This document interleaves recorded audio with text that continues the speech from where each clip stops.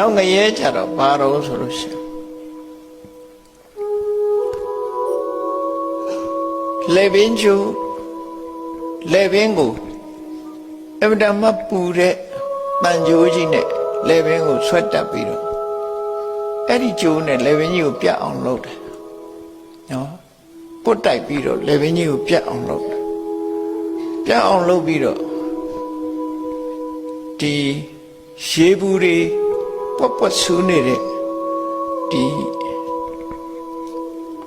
ငရဲအိုးတွေကိုအဲ့ဒီလူတွေကိုပြစ်ချင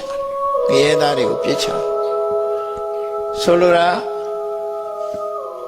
လေပင်ညိုတက်အဲ့ဒီလေပင်ညိုကိုပဲ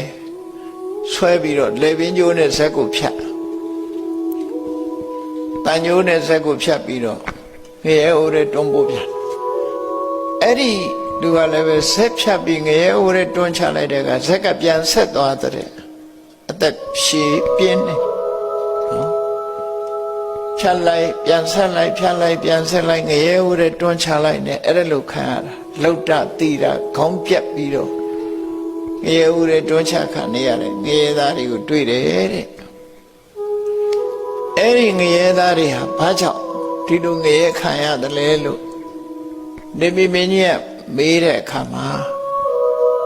ရေစီဝလောကသမိန်သူပပထမိနောပက္ခိခေတဝနာဝိဟိထယန္တိတေ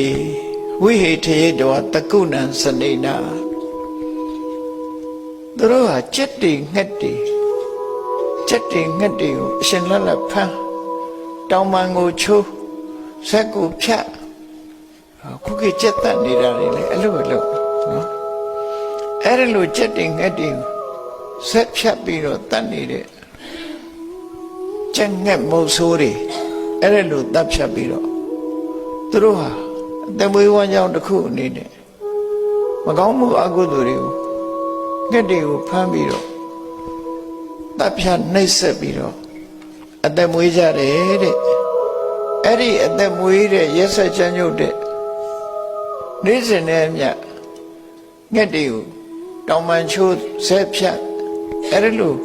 တတ်တဲ့ပုဂ္ဂိုလ်တွေဟာဒီအကုသိုလ်ကံတွေကိုနေ့စဉ်လုပ်နေသည့်အတွက်ကြောင့်ဒီအကုသိုလ်တွေရဲ့အကျိုးကိုခံရတဲ့ဆက်ကိုဖြတ်ခံရတယ်အမြဲတမ်းဆက်ကိုဖြတ်ပြီးတော့ရှင်တွေအိုးတဲ့အထက်ခံနေရတဲ့ဒုက္ခပြီးရင်ပြန်ဆက်နဲ့ကောင်းနဲ့ပြန်ဆက်ပြန်ပြီး